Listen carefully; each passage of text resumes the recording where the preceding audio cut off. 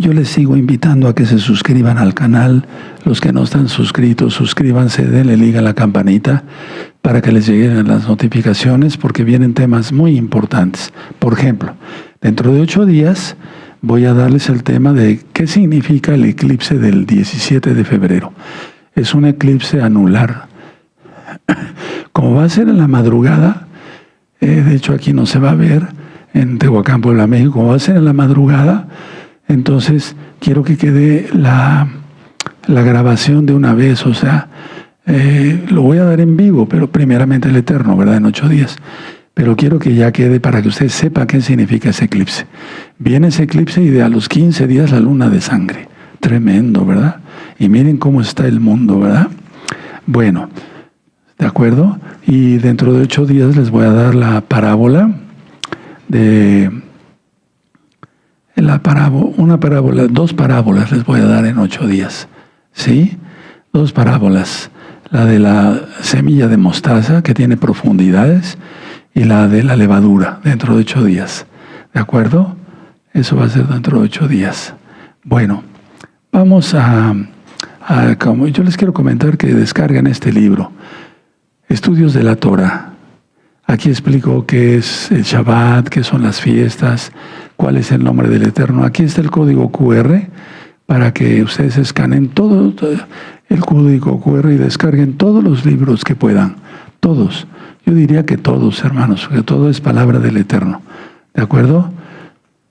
Compartan el video, compartan el canal, dale link a la campanita y también pues ponle me gusta, ¿verdad? Vamos a poner el calendario de las fiestas, Roy Luis, por favor. Bueno, ahí está la fiesta de Pesaj. ¿Qué se tiene para ese día? Bueno, hay que hacer arrepentimiento de pecados, apartarse de los pecados, confesar que Yahshua es el Señor, guardar el Shabbat, hacer tevilá, bautismo, inmersión en agua en el nombre de Yahshua HaMashiach. Todos los varones tienen que estar circuncidados. Sí, no lo digo yo, lo dice el mismo Yahweh, el Eterno. Sí, porque ningún incircunciso va a tomar de Pesaj. Eso dice el Eterno en la Torah. Después el primer Shabbat de Hamatzot al otro día, Bikurín cuando se ofrece la gavilla de cebada, y el segundo Shabbat ahí lo tienen ustedes, ¿de acuerdo? Bueno, muy bien, espero que le hayan sacado una fotografía. Hagan sus comentarios, ya cuando esté subido el video, porque yo oro, créanmelo, sí oro por todos los comentarios que ponen. Voy leyendo si está enferma su mamá, un hijito, etcétera. Voy orando por ellos, ¿verdad? Ahorita con la voz así, pues no he orado con la voz, he orado con el pensamiento, pero el Eterno sabe los pensamientos, ¿de acuerdo? Bueno, vamos a poner nuestras manitas así. Bendito Padre Eterno Yahweh, en el nombre de su don Yahshua Mashiach, mudece por favor cualquier espíritu que no glorifique tu nombre. Queremos oír solamente tu preciosa voz. Seas tú quien ministre, por medio de tu bendito Ruach HaKodesh. Toda Gabá Yahshua Mashiach, Omen, Beomen, y aplaudimos porque es fiesta. Aleluya. Si no me ven muy expresivo, es que tengo que cuidar la voz, no alzarla mucho, no gritar. Bueno, vamos al Salmo 23. Muchos ya nos lo sabemos de memoria, pero por los que no se lo saben, vamos a leerlo. Amén. Yahweh es mi pastor, nada me faltará. En lugares de delicados pasos me hará descansar. Junto a aguas de reposo me pastoreará. Confortará mi alma, me guiará por sendas de justicia por amor de su nombre. Aunque ande en valle de sombra de muerte, no temeré mal alguno, porque tú estarás conmigo. Tu vara y tu cayado me infundirán aliento. Aderezas mesa delante de mí en presencia de mis angustiadores. Unges mi cabeza con aceite, mi copa está rebosando. Ciertamente el bien y la rajem, la compasión me seguirán todos los días de mi vida, y en la casa de Yahweh moraré por largos días. En el nombre bendito y poderoso de Yahshua Mashiach, Omen, Beomen. Esto es recta final 168. Prácticamente pongan atención para que compartan el link ahorita mismo, hermanos, amigos, amigas. Porque prácticamente no voy a hablar de noticias.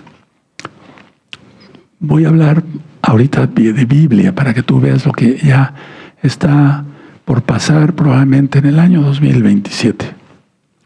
Bueno, vamos a hablar del río Éufrates, pero sobre todo cosas bien profundas de Apocalipsis. Aquí le voy a pedir por la voz que me ayude el amado Roel Luis a mostrarle unas diapositivas y que él me haga favor de leerlas. Amén. Shalom, amados Sahim, que el Eterno les bendiga, un gusto de saludarlos. Vamos a ver algunas diapositivas, con el permiso de nuestro amado Naví, acerca del río Éufrates.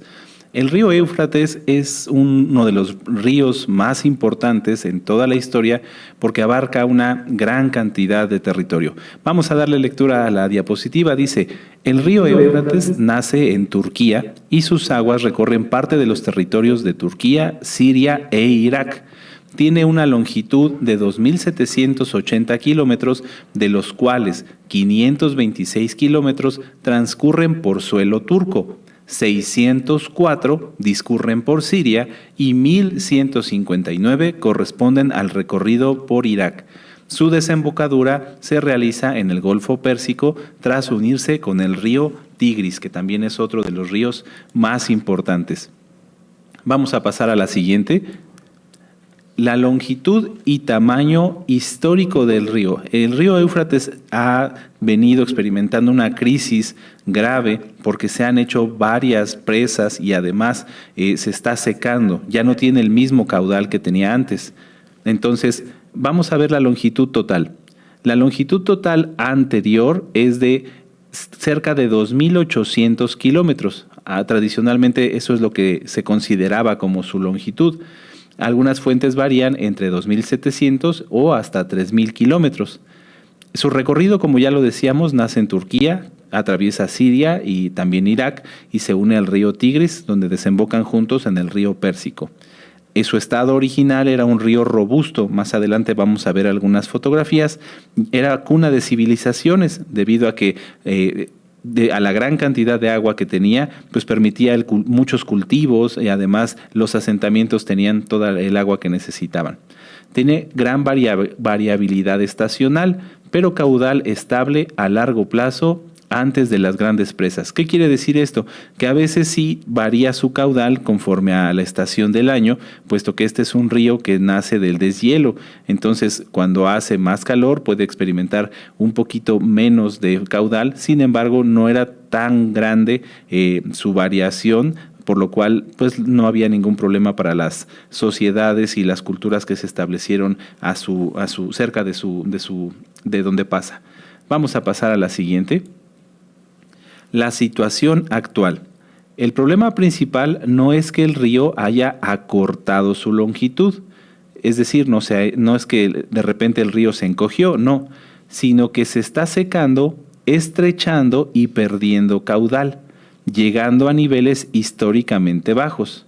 ¿Qué quiere decir esto? Pues que el río no nada más está perdiendo el flujo de agua, sino que cada vez, como este flujo de agua se va haciendo más pequeño durante más tiempo, su caudal, o más bien el espacio que ocupaba, ¿sí? El lugar por donde transitaba el río, el lecho del río, se está reduciendo también. Luego dice, reducción de caudal. En las últimas décadas, el flujo ha disminuido a casi la mitad de su promedio anual, es decir, un 50% menos de agua. Esto se debe, entre otras cosas, también a la construcción de presas. Ha habido una gran cantidad de presas que se han construido, principalmente en Turquía, y lo que hace es que retienen el agua y van liberando poca cantidad, lo cual va afectando a los demás países como a Siria e Irak. En Irak, por ejemplo, el caudal que entra ha bajado drásticamente. Por ejemplo, en estaciones de medición como el HIT, el volumen actual ha caído significativamente desde los años 70 y 90. Es decir, no es un fenómeno que nada más dependa de las presas, sino que ya ha venido decrementando también el caudal del río. Punto que sigue, dice, desaparición de humedales. Lagos, pantanos y humedales alimentados por el río se están secando por completo. Entonces, es una situación que no es nada más de un solo factor, no solamente depende de las presas o del clima, sino sabemos, y como lo vamos a estudiar con nuestro amado Naví, tiene un contexto más allá. Aquí vemos una foto, yo busqué la foto más antigua que pudiera yo encontrar y esta es de 1930, en donde podemos ver el ancho. Inclusive estaban construyendo un puente ferroviario sobre el río Éufrates. Miren cuán ancho era, o sea, tenía una extensión, el lecho del río, bastante amplia. Esta foto es de 1930.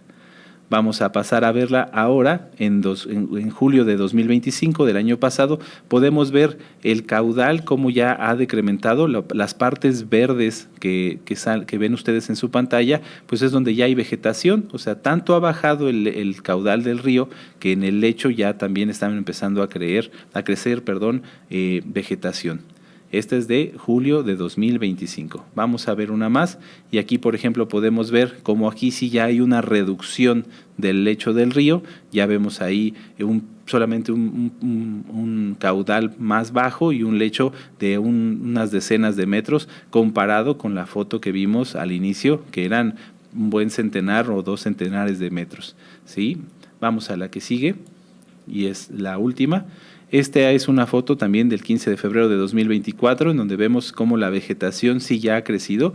En el fondo de la imagen, donde está la balsa hacia atrás, vemos todo eso era el lecho del río y veamos cuánto se ha reducido.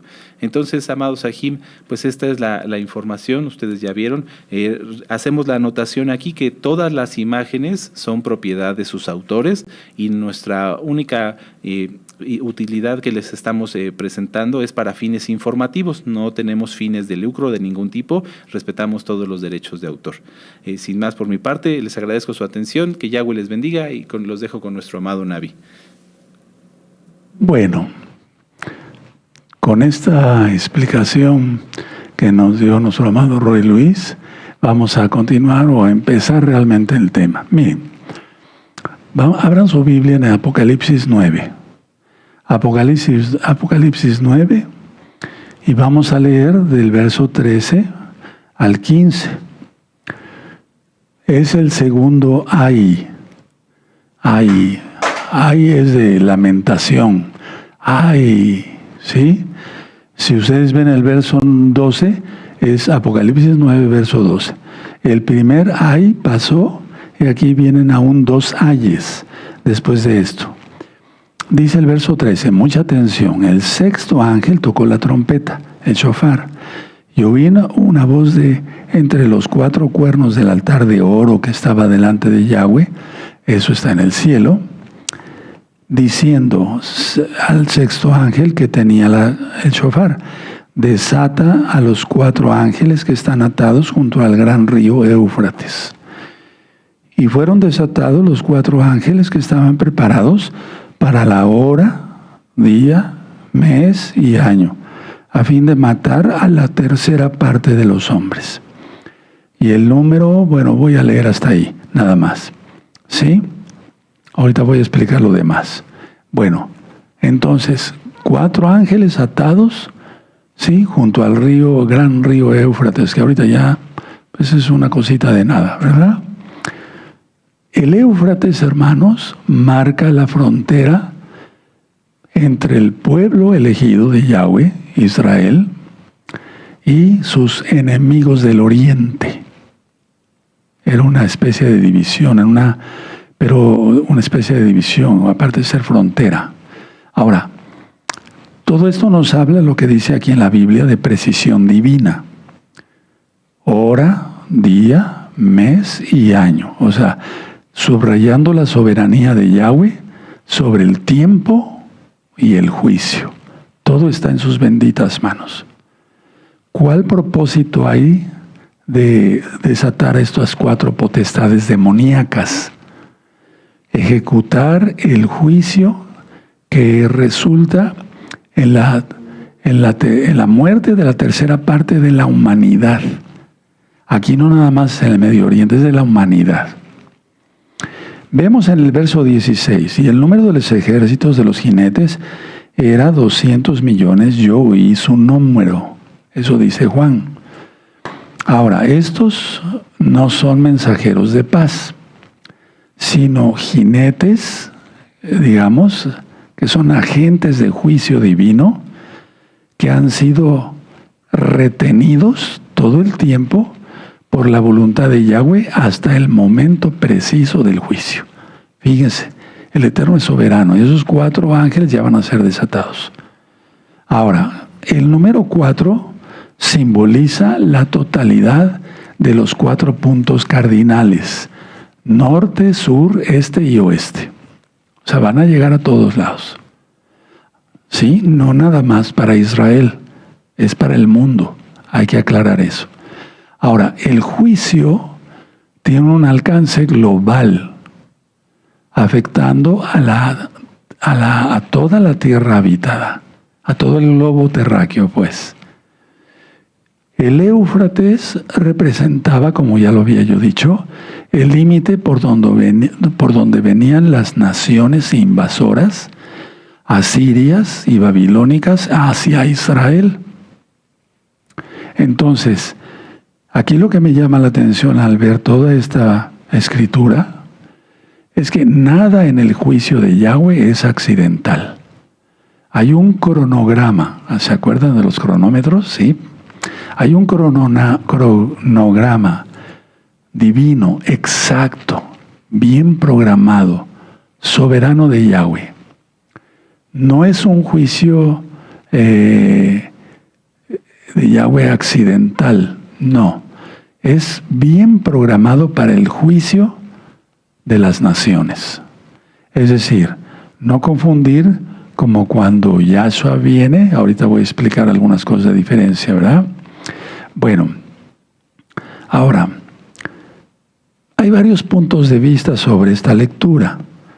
Es una caballería que trasciende. En la época de Juan, él vio caballos. Sí, ahora las guerras ya no son con caballos. Entonces, trasciende lo natural. O sea, este es un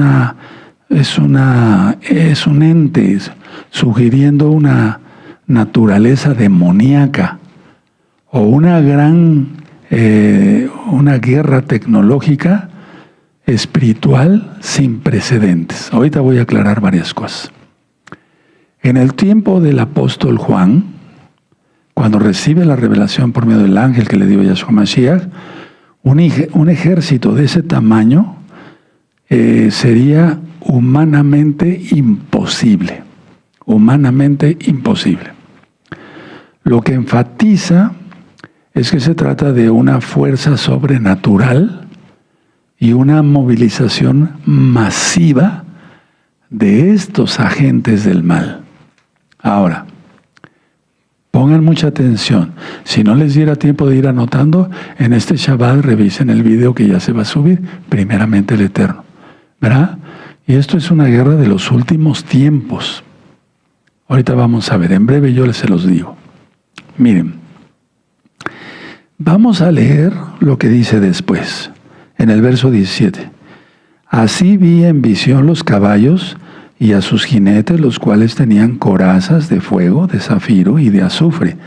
Por favor, subrayen eso, porque de eso tiene un contexto netamente escatológico.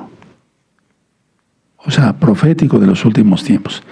Y las cabezas de los caballos eran como cabezas de leones, y de su boca salían fuego, humo y azufre. Por favor, subrayen. Fuego, humo.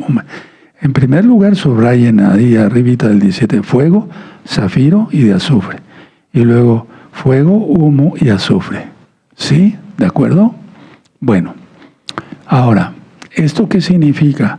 Ira divina, ira de Yahweh.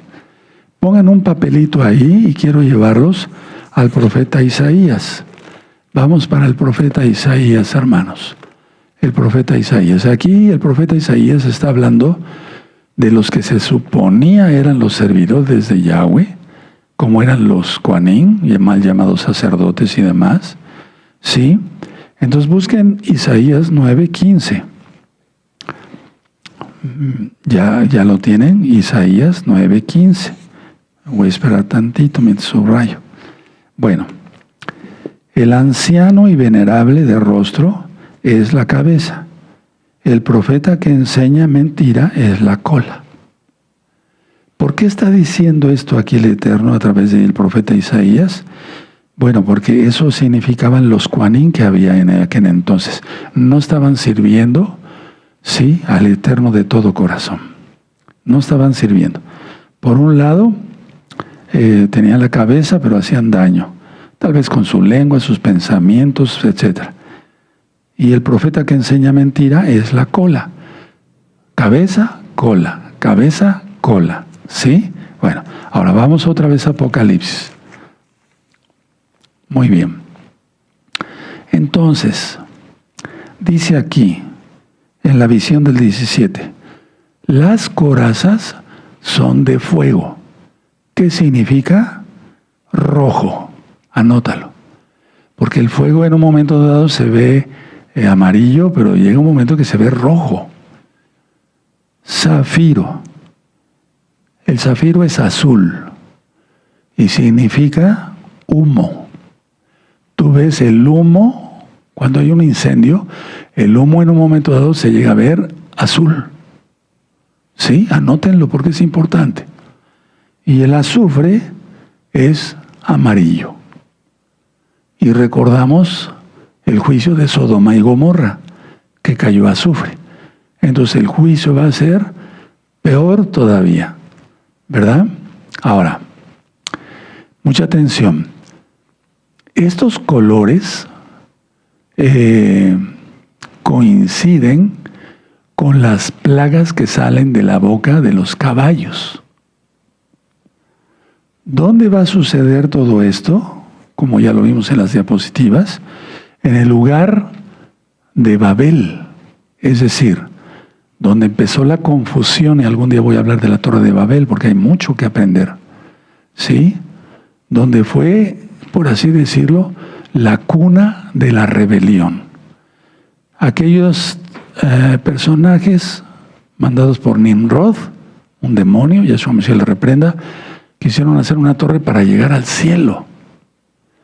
Pero se ha hecho la comparación de cuánto más o menos podía, yo les doy este dato, de medir la Torre de Babel, y medía 11 pisos de un edificio actual. Cualquier torre, como la torre latinoamericana del Distrito Federal, pues mide más que eso. O sea, la gente está loca, ¿no? Pensaban que iban a llegar al cielo, y la intención era quitar a Yahweh del trono y que se sentaran en Roth. Se necesita estar loco, no cabe duda. Bueno, ahora mucha atención. Dice aquí caballos y jinetes. Sí es literal que el caballo, como en el caso de Apocalipsis 19, cuando venga nuestro gran Señor Yahshua Mashiach, va a venir en un caballo. Eso sí. Pero voy a hablar ahorita aquí de caballos y jinetes. Tienen cabezas como de leones. ¿Qué significa eso? Simbolizando la ferocidad y el poder devorador. Vayan anotando. Y si no les da tiempo, revísenlo. ¿No dice acaso Pedro que el diablo anda como león rugiente buscando a quien devorar? Bueno, de sus bocas salen fuego, ya vimos, humo y azufre. Las plagas que están o que matan, estas 3 plagas matan a la tercera parte de la humanidad, no de Israel, de la humanidad, incluyendo Israel, pero se refiere a toda la humanidad. Ahora, vamos a ver el 18. Por esas 3 plagas fue muerta la tercera parte de los hombres, por el fuego, el humo y el azufre. Fíjate muy bien cómo vuelve a resaltar el apóstol: fuego, sí, humo y azufre que salían de su boca. Pero fíjense cómo dice el 19, por lo que leímos en Isaías 9:15. Pues el poder de los caballos estaba en su boca y en sus colas, porque sus colas, semejantes a serpientes, tenían cabezas y con ellas dañaban. Y vimos que se refiere aquí, en el aspecto de Isaías, en el profeta Isaías, a la mentira.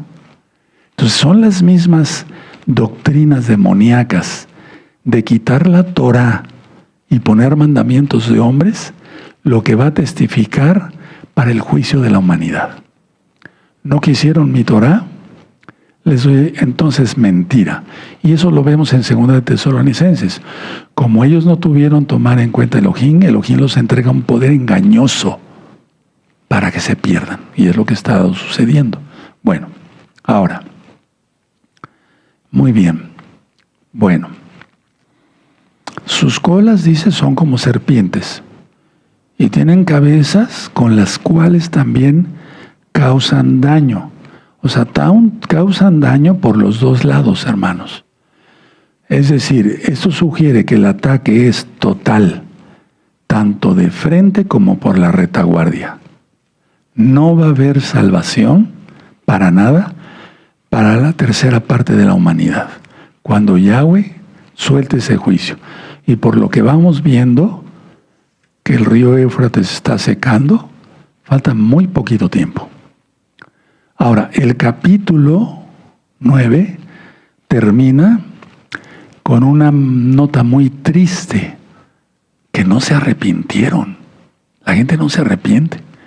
Vean el verso 20. Y los otros hombres que no fueron muertos con estas plagas, o sea, los que queden vivos, ni aun así se arrepintieron de las obras de sus manos, ni dejaron de adorar a los demonios y a las imágenes de oro, de plata, de bronce, de piedra y de madera, las cuales no pueden ver, ni oír, ni andar. Y eso te remite al Salmo 115. 21. Y no se arrepintieron de sus homicidios, abortos, matar a la gente, lo que pienses, ¿verdad? Ni de sus hechicerías, la hechicería sigue existiendo por los espíritus de Jezabel, ni de su fornicación. La fornicación está todo lo que da, hermanos. Ni de sus hurtos. Vamos a suponer que no es un ladrón de bancos como en la época de los cowboys, ¿no? Vamos a suponer. No, pero las turanerías. Cuidado, cuidado. Yahweh está avisando, y lo digo humildemente a través de mí, santidad total. Hasta el último centavo que sea honrado el que llevemos a casa. Porque si no, se mete maldición al hogar. Ahora, mucha atención. Existe una conexión directa de la sexta trompeta, que es esta, que leímos en el verso 13, con la sexta copa de la ira. Sexta trompeta, sexta copa. Ahora recordemos lo que ya les ministré. Las trompetas son advertencias que llaman al arrepentimiento. ¿De acuerdo? Es decir, afectan a una tercera parte de la humanidad. Mientras que las copas son juicios finales y totales. Ahí el Eterno no va a dar oportunidad a que alguien se arrepienta. En la sexta trompeta, el río Éufrates es el lugar de contención donde los ángeles están atados. Son potestades demoníacas, hermanos. Si un demonio de los más pequeños causa problemas, estas son potestades. Ahora, en la sexta trompeta, el río, que está ahorita aparentemente tranquilo, veíamos hace 8 días, yo platicaba con la congregación local, que ya se empezaron a oír ruidos raros. Y muchos dicen, bueno, no, son las cavernas de allá, no hay fantasmas, no hay nada, no. No. Ya empezaron a rugir estas potestades. Ojo con eso, porque hay muchos ruidos raros que no se oían hace 10 años. Y ahorita estamos en vivo. Hoy es viernes 30 de enero del año 2026, 6:30 de la tarde, ya un poquito más, y ya se están escuchando más esos rugidos. Bueno, en la sexta trompeta, El río es el lugar de sello de contención. En la sexta copa, el río es eliminado como obstáculo. ¿Qué es lo que ha estado sucediendo? Es lo que ha estado pasando. Ahorita con estas diapositivas que vimos del Rey Luis, el río se está secando ya. Prácticamente hay vegetación ya. Ojo, mucho ojo. En enero, Isis del 2025, Isis se hizo de la presa del Éufrates, cuando menos de una. El Eterno ya está permitiendo que todo suceda. Pero aparte, la cuestión es no tanto si cierran las presas o no. Es soberano Yahweh y está permitiendo que se seque el río. Ahora, esto sugiere, hermanos, que lo que comenzó con un juicio de plagas en las trompetas llegue a su clímax, a lo más alto, con una invasión militar y espiritual total en la sexta copa. Voy a volver a repetir esto porque es importante. Entonces, lo que comenzó con un juicio de plagas en la trompeta llega a su clímax en la sexta copa, con una invasión militar. Sí, es militar, son humanos, pero también espiritual total en la copa, porque ahorita lo vamos a leer. Ahora, mucha atención. Mientras que la trompeta describe la fuerza destructiva de 200 millones de jinetes, la copa explica la logística. El camino se abre para los reyes del oriente. Entonces es como si fuera primero la teoría, por así decirlo. Mientras que la trompeta describe la fuerza destructiva de 200 millones de jinetes, la copa explica, la sexta, la logística, el camino que abre Yahweh para los reyes del oriente. Ahora, mucha atención.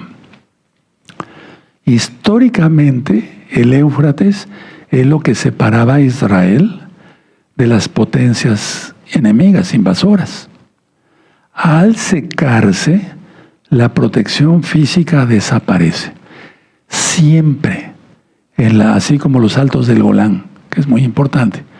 Aquí el río Éufrates se ha considerado siempre una contención, porque desde el Golán se pueden ver si ahí vienen invasores y demás. Y el río Éufrates igual. Ahora, póngale un papelito ahí y vamos a Apocalipsis 16. Entonces ahora ya sabes, si no, a lo mejor ya lo sabías, la sexta trompeta va de acuerdo con la sexta copa. Entonces Apocalipsis 16, verso 12. Vean cómo dice, el sexto ángel, o sea, la copa, la sexta, derramó su copa sobre el gran río Éufrates, y el agua de éste se secó, para que estuviese preparado para el camino de los reyes del oriente. Ahora aquí viene algo más grave, ¿no? 13. Y vi salir de la boca del dragón, Satanás, Yahshua se le reprenda, de la boca de la bestia y de la boca del falso profeta, 3 espíritus inmundos a manera de ranas. Pues son espíritus de demonios que hacen señales y van a los reyes de la tierra en todo el mundo, no nada más en Israel, para reunirnos a la batalla de aquel gran día del Elohim Todopoderoso. ¿Cuál batalla? Bueno, en el 15 dice, aquí yo vengo como ladrón, bien, muy dichoso al que vela y guarda sus ropas para que no ande desnudo y vean su vergüenza. 16. Y los reunió en el lugar que en hebreo se llama Armagedón. Y ya después viene la séptima copa. Bueno, entonces, la visión del apóstol Juan, profeta, ¿verdad? La visión de la sexta trompeta solo se cumple en la sexta copa. El dragón, la bestia y el falso profeta, Yahshua se les reprenda, digamos, convencen a los gobernantes de la tierra a pelear contra Yahshua. Hay que entender eso, hermanos. No es pelear contra Israel, que lo es. No.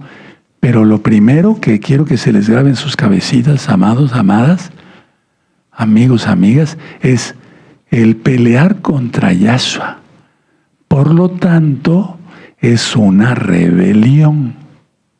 Satanás se rebeló. Quiso poner su trono a los lados del norte. Coré se rebeló contra Yahweh y contra Moisés. Bueno, ¿cuál es el llamado que nos hace el Eterno aquí? Que guardemos nuestras ropas. Que nosotros ya no estaremos aquí, vendremos con Yahshua. El llamado es la vigilancia. Porque un solo verso puede estar hablando de gran parte de la Biblia. Voy a explicar. Por lo tanto, tras la sexta trompeta, la humanidad, ya vimos, no se arrepintió. Ahora, veamos esto. Podemos ver la sexta trompeta como el desatamiento de las fuerzas espirituales de maldad, el desatamiento de los 4 ángeles, que son potestades. Y la sexta copa como la manifestación física y final de esa guerra, que es la guerra de Armagedón. Y recuerden, es pelear contra Yahshua. Una bola de hormigas ahí queriendo acabar con el Todopoderoso. Pero así es el diablo. Y los que le creen. Y los que no guardan Torah. Y los que no guardan Shabbat. Y los que no guardan las fiestas. Y los que no comen kosher. Etcétera. Los que guardan el domingo en lugar del Shabbat. Hablo claro. Con toda la autoridad que el Eterno da a sus hijos, a sus siervos. Bueno. Esta manifestación física, como que es la manifestación de la guerra de Armagedón, pues es importante porque la hemos estudiado desde hace mucho tiempo, pero ahorita le vamos a entender mejor. Ahora, mucha atención. En ambos casos, el Éufrates actúa como el centro del conflicto final entre el bien y el mal. No se va a desatar, hermanos, pongan atención, no se va a desatar no es el epicentro, el centro del conflicto, Armagedón, que está al norte de Israel. No. El centro del conflicto final entre el bien y el mal se desata en lo que acabamos de ver en las diapositivas, en el río Éufrates. Tomen nota. Ahora, escuchen muy bien. La séptima trompeta, la séptima, no la sexta, la séptima, es el punto culminante del plan de Yahweh. Es el punto culminante del plan de Yahweh. Marca esa séptima trompeta un cambio de era. Por eso vengo ministrándoles así lo más que puedo yo en orden. ¿Sí? El fin del dominio humano y el inicio del reino de Yahshua. Entonces, a ver, vamos a ver Apocalipsis. Estábamos en Apocalipsis 16, ¿verdad? Entonces vamos a ver aquí Apocalipsis 16 y el verso 17. ¿Ya lo tienen? El séptimo ángel derramó su copa. Perdón, esto ya es la copa. Y salió una gran voz del templo diciendo del trono, diciendo, hecho está. Bueno, ahora, quiero comentarles algo. Vamos a Apocalipsis 11, antes de que se me olvide. Miren, Apocalipsis 11, verso 15 al 19. 15 al 19. Cuando el séptimo ángel toque el shofar, entonces va a suceder esto, porque aquí estamos, digamos, es que no es un libro cronológico al 100% Apocalipsis. Entonces se va a desarrollar lo que dice aquí, vean, dice el 15, ¿verdad? Es Apocalipsis 11, verso 15. El séptimo ángel tocó el shofar, y hubo grandes voces en el cielo que decían: los reinos del mundo han venido a ser de nuestro Adón y de su Mashiach, Yahshua, y él reinará por los siglos de los siglos. A ver, vamos a entender que aquí todavía no se derraman las copas, hermanos. Por eso siempre he dicho, basado en la Biblia, con muchas citas que ya tienen ustedes, que hay un natsal primero, hay un arrebatamiento, pero lo correcto es natsal. Bueno, entonces, a ver, toca el shofar, el séptimo ángel, y no hay, digamos, un juicio directo, aunque están incluidas las 7 copas. Pero bien, fíjense muy bien, el séptimo ángel tocó el shofar, y no dice, y hubo granizo con fuego. No. Dice, y hubo grandes voces en el cielo que decían: los reinos del mundo han venido a ser de nuestro Adón y de su Mashiach, y él reinará por los siglos de los siglos. 16. Y los 24 ancianos que estaban sentados delante de Yahweh en sus tronos se postraron sobre sus rostros y adoraron a Elohim, a Yahweh, Yahshua. 17. Diciendo: te damos gracias, Señor Elohim Todopoderoso, el que eres, el que eras y el que ha de venir, porque has tomado tu gran poder y has reinado. Y aquí ponle en el 18 arriba, ponle Natsal. Ahora, muchos han confundido que hasta que se desarrolle la séptima trompeta nos vamos. Pero es que eso ya sucedió, por si no nos estuviéramos ya en el cielo. 18. Y se airaron las naciones, y tu ira, las copas, que van a venir, ha venido, y el tiempo de juzgar a los muertos y de dar el galardón a tus siervos los profetas, a los santos y a los que temen tu nombre, a los pequeños y a los grandes, y de destruir a los que destruyen la tierra. Con las copas de la ira. Voy a seguir leyendo. 19. El templo de Elohim fue abierto en el cielo y el arca de su pacto. Mucha atención a esto, hermano. Nadie se duerma. Deja de dormirte. Y el templo de Elohim fue abierto en el cielo y el arca de su pacto se veía en el templo. ¿Cuál templo? En el cielo. Y hubo relámpagos, voces, truenos, un terremoto y grande granizo. Aquí sí ya hay todo esto. Ahora, mucha atención. Cuando el séptimo ángel toca el shofar, trompeta hebrea, no hay una plaga inmediata, como ven aquí, sino que hubo voces de júbilo, sino grandes voces en el cielo que anunciaban el evento más esperado de la historia, que Yahshua va a venir a reinar. ¿Sí? Ustedes pueden ver otra vez el verso 15. ¿De acuerdo? Lo vamos a volver a leer. El séptimo ángel tocó el shofar.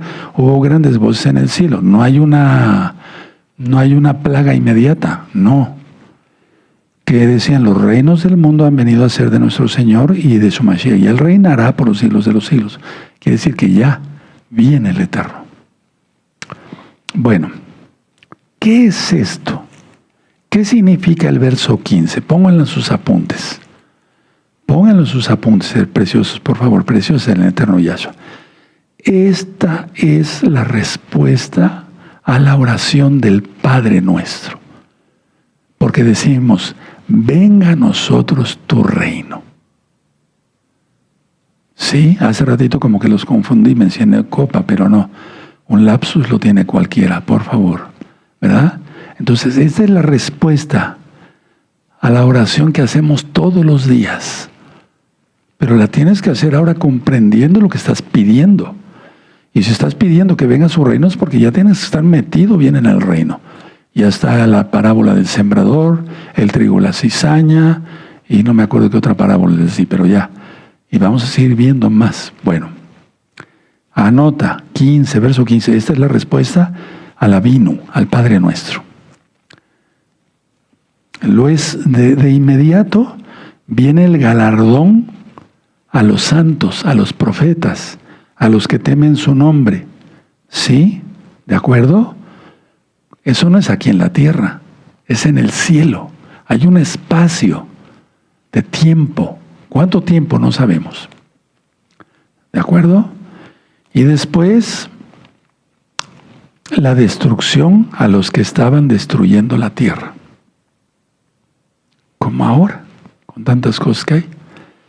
Entonces, quiero que entiendan todos de la Keilah local y mundial que todos tenemos un compromiso.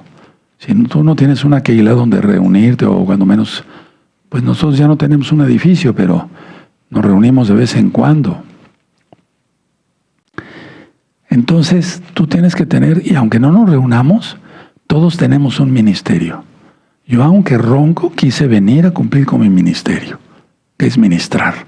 El rey Luis está transmitiendo, el Isaías transmitiendo en el sonido. O sea, hacemos un esfuerzo. Los que hacen el pan, etcétera, etcétera, etcétera. Ustedes me entienden, ¿verdad? Todos tenemos un ministerio, tenemos que cumplirlo. Si no, serías un inútil. Y ni pienses que vas a estar en el reino.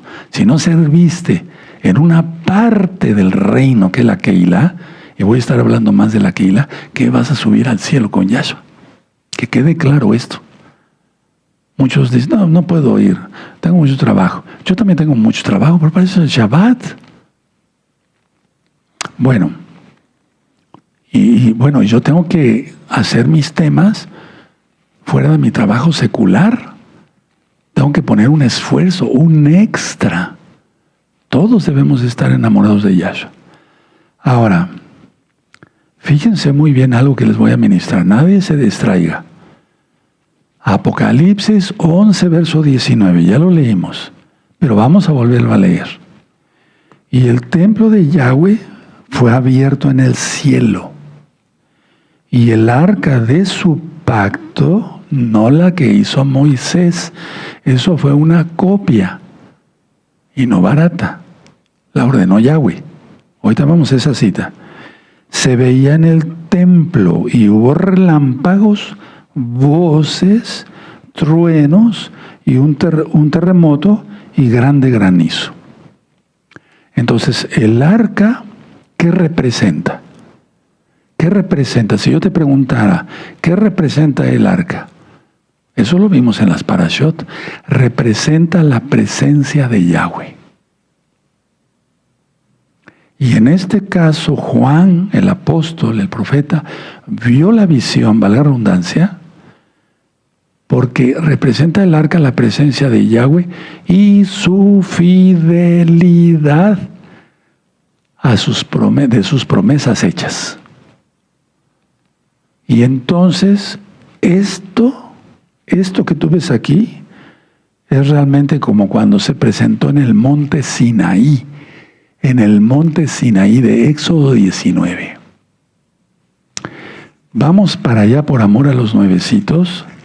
Me da mucho gusto. Ahorita hay muchas almas conectadas de muchos países de Europa y del Medio Oriente. Bendito es Yahshua Mashiach. Vamos para allá a ver Éxodo 19. Él viene ya. Ya vimos que llegaron al monte, ¿verdad?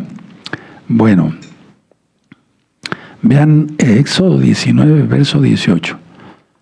Y todo el monte Sinaí humeaba, porque Yahweh había descendido sobre él en fuego. ¿Te suena eso? Lo acabamos de leer. El Eterno va a permitir que todos esos demonios y militares utilicen fuego. El humo, ahí está, subía como el humo de un horno. Y todo el monte se estremecía en gran manera, pues era un terremoto. El sonido del shofar iba en aumento, aumentando en extremo. Moshe hablaba y Elohim le respondía con voz tronante. Es lo mismo. Vamos a Apocalipsis otra vez. Entonces, la escatología es algo que me ha llamado mucho desde muy jovencito, los últimos tiempos, porque encuentra uno muchas cosas y eso nos da consuelo. Bueno, entonces el arca representa la presencia de Yahweh y su fidelidad. Él no es como nosotros. Él ha hecho promesas a los hijos de Israel y a aquel que se injerte a Israel, Romanos 11, y cumpla sus mandamientos, no los de hombres. ¿Verdad? ¿De acuerdo? Bueno, entonces, esto precede a la manifestación de Yahweh. Relámpagos, voces, truenos, terremoto, grande granizo, etc. Ahora, la sexta trompeta, si ustedes ven aquí en Apocalipsis 11, verso 14, el segundo ay pasó. He aquí que el tercer ay viene pronto. Miren, hermanos, ahorita hay amenazas de que si Estados Unidos ataca a Irán y Irán ataca a Israel, que China, que Rusia, y como que va lento, ¿no? Hermanos, pónganme atención y estoy hablando muy en serio. Cuando el Eterno dé la orden, todo sucederá pronto. Eso está en Apocalipsis. Vamos a Apocalipsis, ¿verdad? Vamos a Apocalipsis. Eso lo expliqué en los 2 cursos de Apocalipsis, ¿verdad? Para que les den ganas de ir a estudiar esos temas. Muy bien. Apocalipsis capítulo 1, verso 1. La revelación de Yahshua HaMashiach que Yahweh le dio para manifestar a sus siervos las cosas que deben suceder pronto. Una vez que se desata una cosa, hermanos, se desata rápido todo. A muchos ya se les olvidó, pero ya pasamos una pandemia. A muchos ya se les olvidó del 2020 para acá. Esto va rapidísimo, hermanos. Perdón por el tronador de dedos, pero no tengo otra forma de expresarme. Entonces, a ver, la séptima trompeta anuncia el reino de Yahweh en la tierra. Es Yahshua.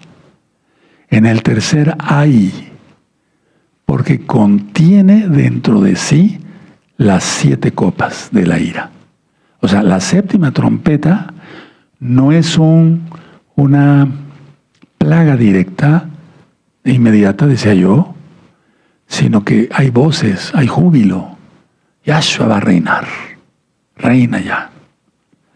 Y entonces, la séptima trompeta, es decir, en la séptima trompeta abre los 7 juicios finales que terminarán de limpiar la tierra perdida y pecadora, para que el reino de Yahshua HaMashiach pueda establecerse plenamente.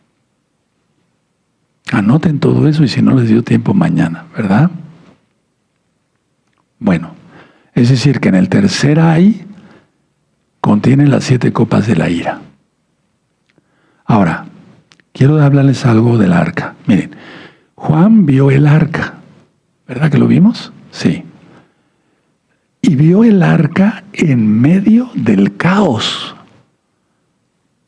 Él vio el arca en medio del caos. Por lo tanto, significa que el símbolo de su pacto, por eso se llama arca de la alianza, pactos, alianza, pacto, entre Yahweh y su pueblo, Él no se ha olvidado de sus promesas. Israel es indestructible y Él protegerá a los santos.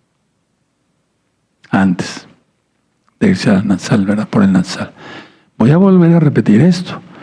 No tuvo un momento Juan, el apóstol Yohanan, de decir, ya estoy tranquilo.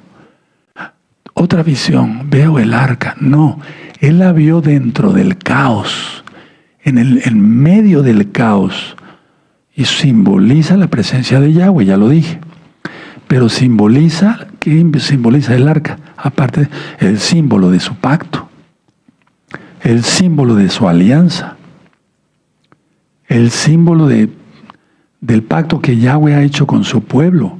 Él no se ha olvidado de su pacto. ¿Cuál pacto? El Shabbat, La gente toma a la ligera cuando dice en la Biblia en Génesis, y entonces el séptimo día reposó y lo apartó para él. Lo santificó, dice en Génesis. Y el que viola el Shabbat no es digno del reino. O es el que no guarda Shabbat. Al ver el arca, digamos,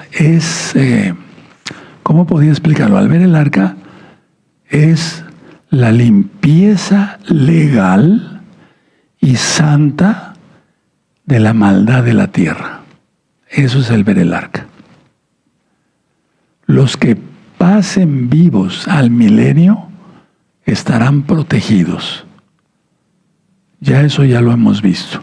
Hay un grupo, nos vamos en el Natsal, por su inmensa compasión, no por nuestros méritos. Hay otro grupo que todavía no sabe que guardar el Shabbat y eso, pero vivirán.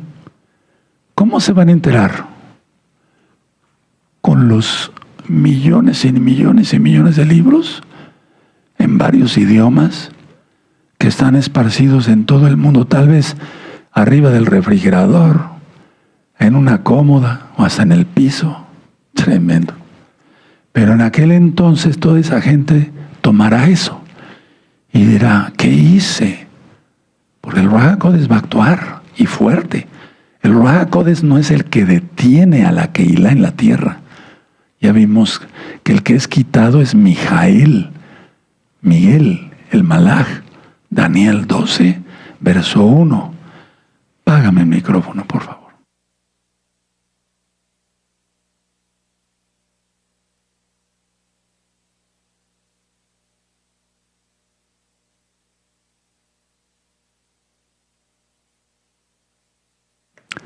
Préndelo, toda va. Entonces, vamos a Hebreos para que ustedes vean. En Hebreos, claro que esto está en Éxodo, ¿verdad? Pero en Hebreos quiero mostrarles el capítulo 8 y el verso 5. Ya tienen Hebreos 8:5. Los cuales sirven a lo que es figura y sombra de las cosas celestiales, como se le advirtió a Moisés cuando iba a erigir el Mishkan, diciendo, mira, haz todas las cosas conforme al modelo que se te mostró en el monte. Que se te ha mostrado en el monte. ¿Qué le mostró? Y ya está en todas las parashot. En las parashot se le mostró cómo hacer la menorá, cómo hacer el altar del incienso, los panes para la proposición, todo se le mostró. Entonces por eso Juan vio el arca. El arca que hizo Moisés era, por así decirlo, una copia, ya dije, no barata, era una copia del arca celestial. Y Juan, el apóstol, vio la original, en medio del caos, que no se les olvide, hermanos.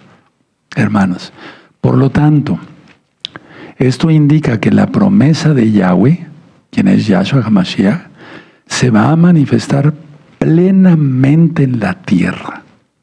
¿Cómo es eso? Miren, el mundo ha rechazado la ley, la Torah de Yahweh, quien es Yahshua. Ha rechazado su bendita Torah porque Yahshua es la palabra de Yahweh, encarnado. Por lo tanto, su aparición, pongan atención, su aparición en el juicio final, cuando vayan a ser lanzadas las 7 copas, su aparición en el juicio final sirve como un recordatorio de la norma por la cual el mundo está siendo juzgado. El Eterno es precioso. Él le va a mostrar no solamente, le mostró a Juan, pero va a mostrar a todos los que estén en la tierra el arca. mira, aquí están mis mandamientos, mis 10 mandamientos. El cuarto no es santificarás las fiestas del catecismo católico romano, es el Shabbat. Entonces, el hecho de que aparezca el arca bendita del cielo durante el caos va a servir como un recordatorio de la norma que debería de seguir toda la gente y que no lo hizo. Y por lo cual el mundo está siendo juzgado fuertemente. Por así decirlo, hermanos, el arca aparece como testigo de la justicia del castigo, porque Él es justo. Ahora, lo que sucede inmediatamente, aquí estábamos en Apocalipsis 11, aunque muchas veces no es cronológico, lo que sucede inmediatamente es después de ver el arca. Juan vio a una mujer, eso ya lo he ministrado, que significa Israel, es la constelación Betula, Virgo. ¿Sí? Y vio un dragón escarlata, eso ya está explicado en Apocalipsis. El arca representa el reino de Yahshua, ya lo vimos. El dragón representa el intento de Satanás, Yahshua Mashiach le reprenda, para destruir ese reino.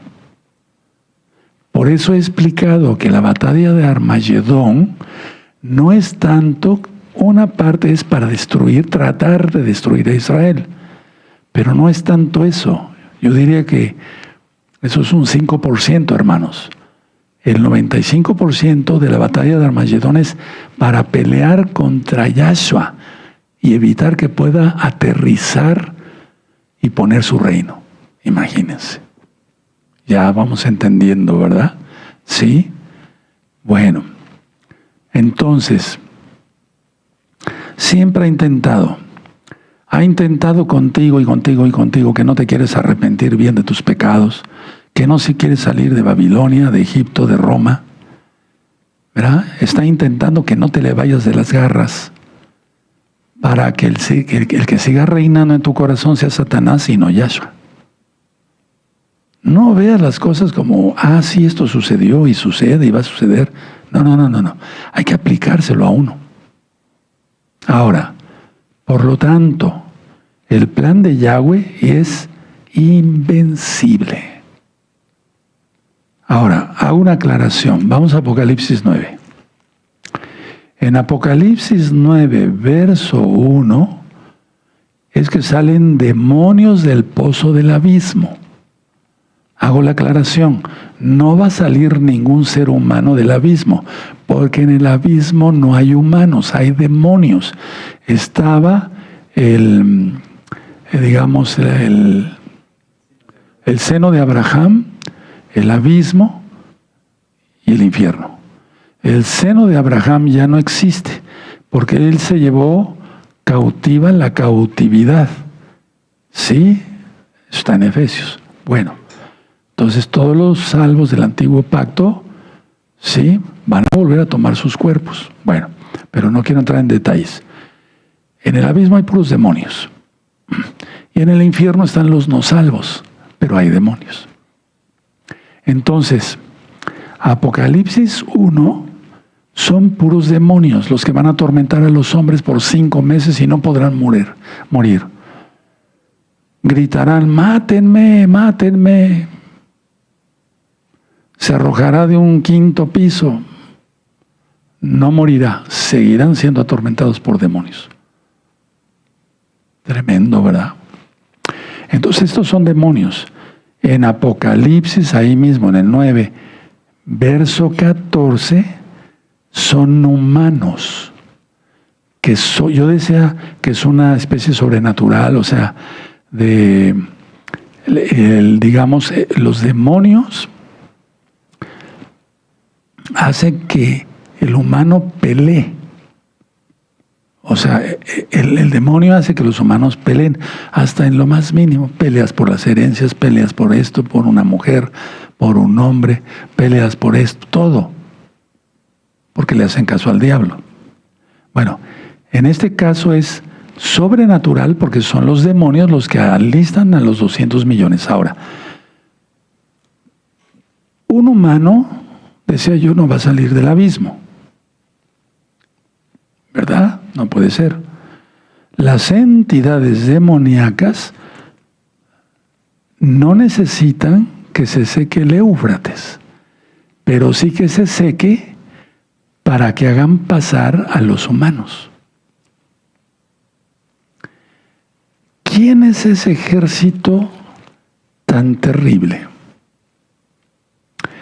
Los chinos podían ser, pero yo lo descarto, aunque pueden ser alguna parte.